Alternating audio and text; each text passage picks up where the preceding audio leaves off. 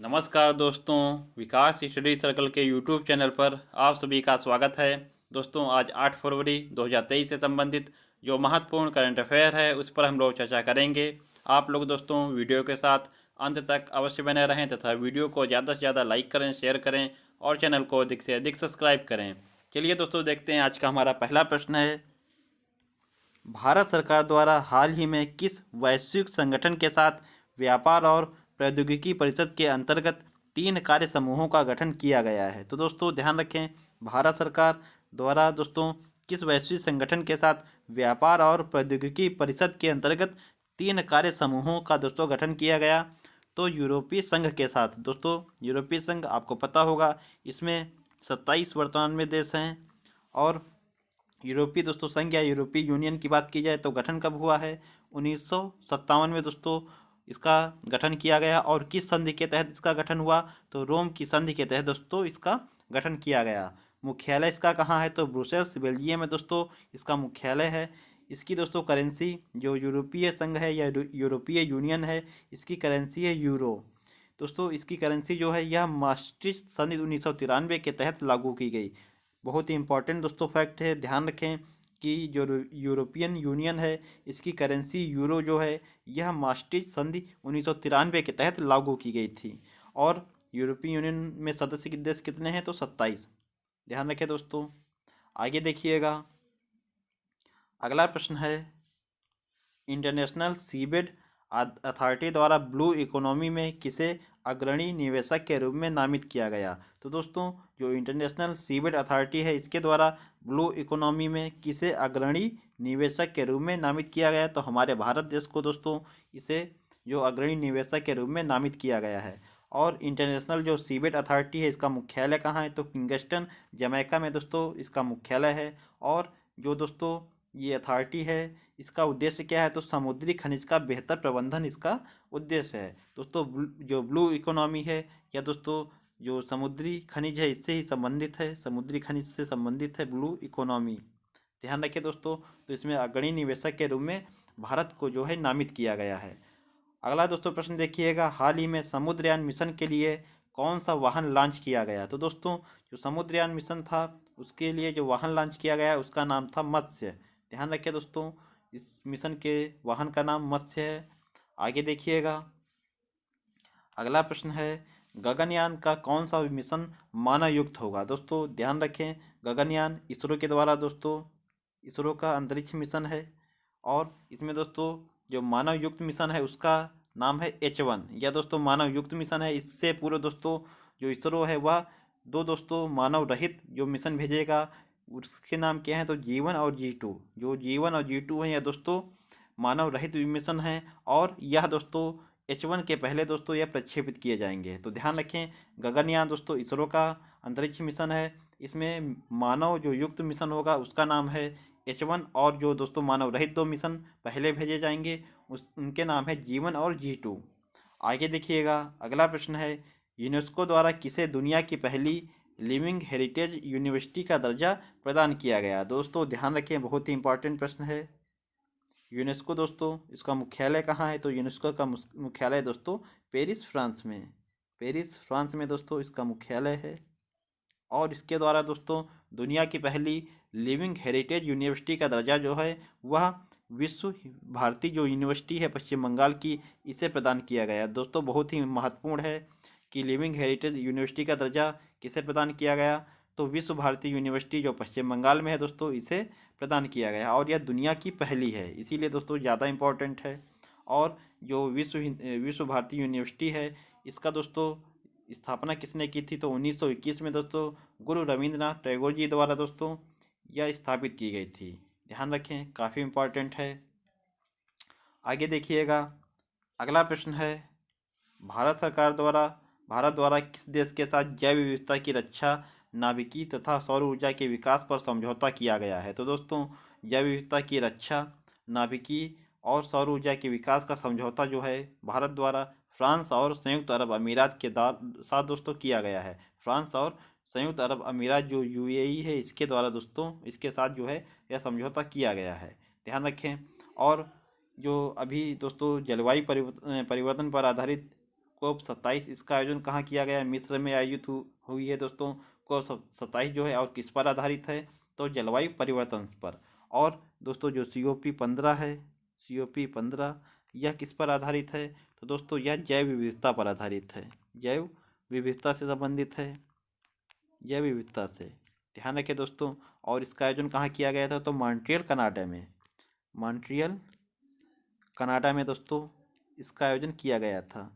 तो ध्यान रखें दोस्तों, जो COP27 है इसका आयोजन मिस्र में हुआ और जलवायु परिवर्तन से संबंधित है।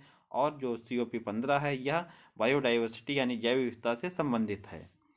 आगे देखिएगा, अगर आपसे पूछा जाए कि जैव विविधता दिवस कब मनाया जाता है, तो 22 मई को दोस्तों जैव विविधता दिवस मनाया जाता है।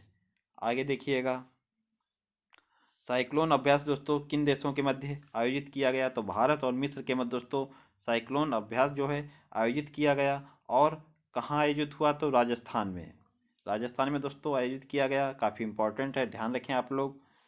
और मिस्र की दोस्तों बात की जाए, मैंने बताया COP27 का आयोजन जो है मिस्र में हुआ है। इसमें दोस्तों देखिएगा, अगला प्रश्न है कि PM नरेंद्र मोदी द्वारा हाल ही में दक्षिण भारत की पहली औद्योगिक कॉरिडोर परियोजना की आधारशिला जो है कहाँ रखी गई? तो दोस्तों तुमकुर जो है स्थान कर्नाटक में, यहीं पर दोस्तों PM जो नरेंद्र मोदी जी हैं इनके द्वारा दक्षिण भारत की पहली औद्योगिक कॉरिडोर परियोजना की आधारशिला रखी गई है। और बात की जाए दोस्तों इसमें, तो चेन्नई बेंगलुरु औद्योगिक कॉरिडोर है जो यानी गलियारा, इसमें तीन जो नोड्स होंगे या औद्योगिक केंद्र की स्थापना की जाएगी। ध्यान रखिए दोस्तों, जो ये दक्षिण भारत की पहली औद्योगिक कॉरिडोर परियोजना है, इसमें दोस्तों जो चेन्नई बेंगलुरु औद्योगिक गलियारा है इसमें 3 नोड्स होंगे, यानी दोस्तों 3 औद्योगिक जो है केंद्र की स्थापना की जाएगी। और 3 ये दोस्तों औद्योगिक केंद्र कौन कौन से होंगे? तो कृष्णापत्तनम जो आंध्र प्रदेश में है दोस्तों यहाँ पर की जाएगी। उसके अलावा तुमकुर कर्नाटक में और पोन्नरी जो तमिलनाडु हैं यहाँ पर दोस्तों ये 3 औद्योगिक केंद्र जो है स्थापित किए जाएंगे। और इसी के दोस्तों जो पहली PM नरेंद्र मोदी जी द्वारा दोस्तों ये पहली औद्योगिक जो केंद्र इसकी स्थापना कहाँ की गई? तो तुमकुर कर्नाटक में। ध्यान रखें दोस्तों। आंध्र प्रदेश की राजधानी क्या है, नई राजधानी? तो विशाखापत्तनम। ध्यान रखें दोस्तों, अभी कुछ ही दिनों पहले जो आंध्र प्रदेश के मुख्यमंत्री जी द्वारा जो नई राजधानी की घोषणा की गई वह विशाखापत्तनम थी। इससे पहले दोस्तों जो आपका आंध्र प्रदेश और तेलंगाना था, तेलंगाना इनकी संयुक्त राजधानी हैदराबाद थी, हैदराबाद। और अब दोस्तों जो आंध्र प्रदेश था उसने, उनके CM ने दोस्तों जो है पहले तो जो इसकी राजधानी आंध्र प्रदेश की अमरावती घोषित की थी, अमरावती। लेकिन उन्होंने दोस्तों हाल ही में अभी ऐलान किया है कि जो विशाखापत्तनम है यह आंध्र प्रदेश की नई राजधानी होगा। तो ध्यान रखें। आपसे पूछा जाए यक्षगान जो नृत्य है यह किस राज्य का है? तो कर्नाटक का है दोस्तों यक्षगान नृत्य।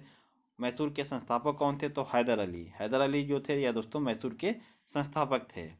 आगे देखिएगा, अगला प्रश्न है, वित्त वर्ष 2021-22 में भारत में सर्वाधिक विदेशी आवक प्रेषण जो है दोस्तों FDI यह दोस्तों किस देश से प्राप्त हुआ है? तो दोस्तों जो सर्वाधिक FDI किस देश से प्राप्त हुआ है यानी प्रत्यक्ष विदेशी निवेश भारत में सर्वाधिक किस देश से प्राप्त हुआ है? तो अमेरिका से। और कितना दोस्तों? टोटल 23.4% जो है FDI अमेरिका से प्राप्त हुआ है। ध्यान रखें दोस्तों, वित्त वर्ष 2021-22 में भारत में सर्वाधिक जो FDI है प्रत्यक्ष विदेशी निवेश वह अमेरिका द्वारा प्राप्त हुआ है। और 23.4% जो है यह दोस्तों, इसमें परसेंटेज में बात करें तो 23.4% जो है विदेशी निवेश अमेरिका ने किया है। कुल निवेश दोस्तों कितना है? तो 89,127 मिलियन डॉलर जो है कुल निवेश हुआ है। और यह दोस्तों अमेरिका तो पहले स्थान पर रहा है निवेश करने में। और दूसरे स्थान पर कौन है? तो UAE जो संयुक्त अरब अमीरात है, यह दोस्तों दूसरे स्थान पर है। और इसने 18% दोस्तों, टोटल का 18% जो है इसने प्रत्यक्ष विदेशी निवेश भारत में किया है। अगर प्रश्न आपसे पूछा जाए कि सर्वाधिक प्रेषित धन प्राप्त करने वाला देश कौन कौन है? तो हमारा भारत देश जो है यह सर्वाधिक प्रेषित धन प्राप्त करने वाला देश है। यानी दोस्तों जो भारतीय विदेशों में रहते हैं वह दोस्तों भारत को धन भेजते हैं। तो इसी मामले में दोस्तों जो भारत है पहले स्थान पर है। यानी दोस्तों भारत के जो निवासी हैं वह विदेशों में सर्वाधिक हैं और वहाँ से भारत को जो पैसा जो है वह भेजा करते हैं। अगला प्रश्न है, मानव विकास सूचकांक में भारत की रैंक कितनी है? तो मानव विकास सूचकांक में भारत की रैंक है 132।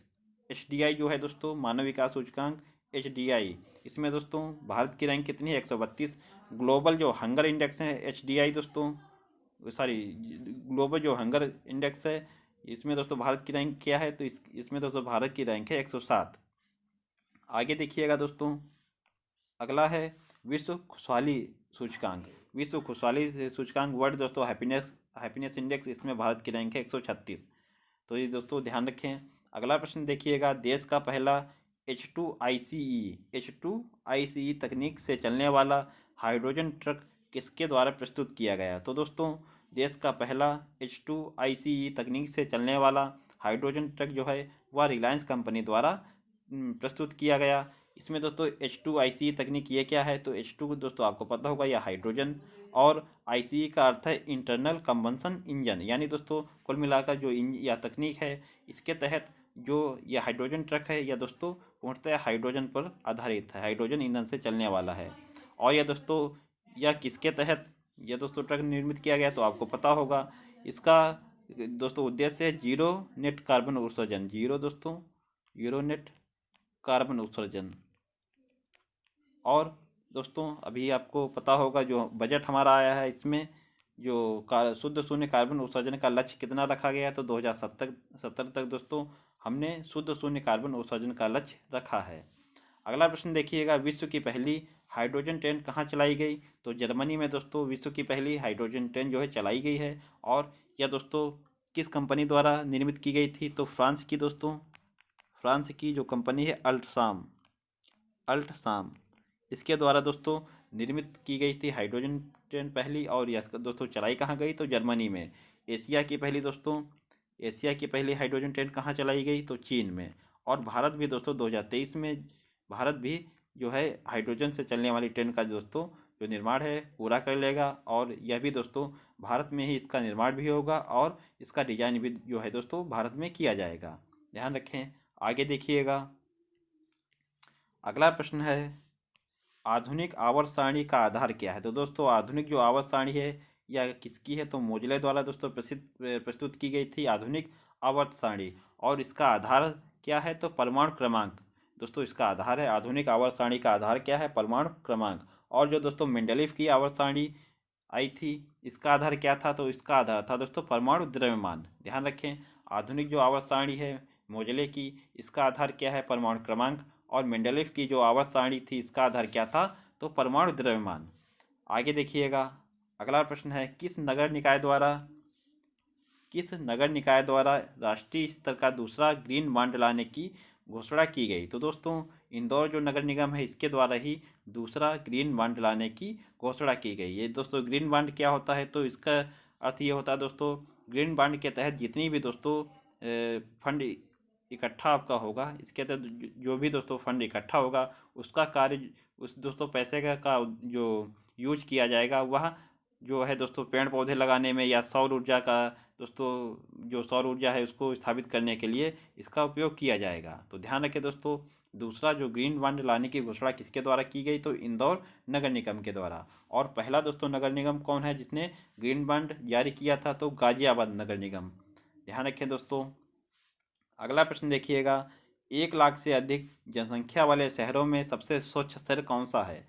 तो 1 लाख से अधिक जनसंख्या वाले शहरों में सबसे स्वच्छ शहर है इंदौर, मध्य प्रदेश। दोस्तों इंदौर जो मध्य प्रदेश का शहर है, यह 1 लाख से अधिक जनसंख्या वाले शहरों में सबसे स्वच्छ शहर है। अगला दोस्तों है पॉइंट, अगर कहा जाए कि 1 लाख से कम जनसंख्या वाले शहरों में सबसे स्वच्छ शहर कौन सा है, तो पंचगनी जो महाराष्ट्र है, या दोस्तों 1 लाख से कम जनसंख्या में सबसे स्वच्छ शहर है। आगे देखिएगा, अगर आपसे पूछा जाए कि भारत की पहली वाटर प्लस सिटी कौन है, वाटर प्लस सिटी कौन सी है, तो वह भी दोस्तों इंदौर मध्य प्रदेश जो इंदौर है, यह दोस्तों भारत की पहली वाटर प्लस सिटी है। अगला प्रश्न है, दिल्ली बाल आयोग द्वारा व्हाट्सएप चैट बाल, इसका नाम क्या है, बाल मित्र, किस उद्देश्य से लॉन्च किया गया है। तो दोस्तों आप लोग केवल इतना जरूर ध्यान रखें कि जो व्हाट्सएप चैट बाल मित्र है, यह किसके द्वारा लॉन्च किया गया है, तो दिल्ली बाल आयोग द्वारा। ये चीज़ दोस्तों ध्यान रखें। या आपसे पूछा जा सकता है कि दिल्ली बाल आयोग द्वारा व्हाट्सएप चैट बाल जो है यह लॉन्च किया गया, इसका नाम क्या है, तो बाल मित्र। यह पूछा जा सकता है आपसे कि व्हाट्सएप चैट बाल मित्र जो है यह लॉन्च किया गया किसके द्वारा, तो दिल्ली बाल आयोग के द्वारा। और इसके दोस्तों उद्देश्य क्या हैं, तो उद्देश्य है दोस्तों बाल अधिकारों के प्रति जागरूकता और शिकायतों का पंजीकरण करना। और तीसरा उद्देश्य क्या है, तो नागरिकों व सरकार के बीच संवाद करना। ये 3 दोस्तों इसके उद्देश्य हैं, ध्यान रखें दोस्तों। आगे देखिएगा, राष्ट्रीय मानवाधिकार आयोग के अध्यक्ष कौन है वर्तमान में, तो राष्ट्रीय मानवाधिकार जो आयोग है इसके अध्यक्ष हैं जस्टिस अरुण मिश्रा। जस्टिस अरुण मिश्रा हैं जो दोस्तों राष्ट्रीय मानवाधिकार आयोग के वर्तमान अध्यक्ष हैं। अगला प्रश्न देखिएगा, हुरुन ग्लोबल द्वारा हुरुन इंडिया अवार्ड 2022 से किसे सम्मानित किया गया। तो दोस्तों जो हुरुन ग्लोबल द्वारा हुरुन इंडिया अवार्ड 2022 से वीपी नंद कुमार को दोस्तों सम्मानित किया गया है। बात की जाए कि मेजर ध्यानचंद खेल रत्न अवार्ड 2022 यह किसे दिया गया, तो दोस्तों जो शरद कमल जी हैं इन्हें मेजर ध्यानचंद खेल रत्न अवार्ड 2022 से सम्मानित किया गया। और जो शरद कमल जी हैं यह दोस्तों टेबल टेनिस के खिलाड़ी हैं। दोस्तों मेजर ध्यानचंद खेल रत्न अवार्ड इसका दोस्तों पुराना नाम क्या था, तो राजीव गांधी खेल रत्न पुरस्कार। राजीव गांधी खेल रत्न पुरस्कार, खेल रत्न पुरस्कार। और दोस्तों यह खेल जगत का सर्वोच्च सम्मान है, ध्यान रखें। जो मेजर ध्यानचंद खेल रत्न अवार्ड है यह खेल जगत का सर्वोच्च सम्मान है। और इस बार 2022 में दोस्तों शरद कमल जी को यह पुरस्कार दिया गया है। और इसकी धनराशि कितनी है, तो धनराशि इसकी 25 लाख रुपए, ध्यान रखिए दोस्तों। आगे देखिएगा, आज का हमारा अंतिम प्रश्न है, रॉयल गोल्ड मेडल 2022 से किसे सम्मानित किया गया। तो दोस्तों बालकृष्ण दोषी जी जो हैं इन्हें रॉयल गोल्ड मेडल 2022 से सम्मानित किया गया। हाल ही में दोस्तों इनका निधन हो गया। और यह किस क्षेत्र से संबंधित है, तो दोस्तों वास्तुकला यानी दोस्तों आर्किटेक्चर जो हैं यह दोस्तों इस क्षेत्र से संबंधित हैं। और दोस्तों पद्म विभूषण 2023 से सम्मानित किया गया इन्हें, ये भी दोस्तों ध्यान रखें। इस बार दोस्तों जो पद्म विभूषण है यह 6 लोगों को दिया गया है 2023 में। इसमें दोस्तों एक तो नाम बालकृष्ण दोषी जी का हो गया, दूसरा नाम दोस्तों फेमस नाम है जाकिर हुसैन, इनका नाम भी दोस्तों आप लोग जरूर ध्यान रखें। उसके अलावा दोस्तों एस.एम. कृष्णा जी जो हैं इन्हें दोस्तों पद्म विभूषण दिया गया। और दोस्तों अगला नाम है श्रीनिवास वर्धन जी,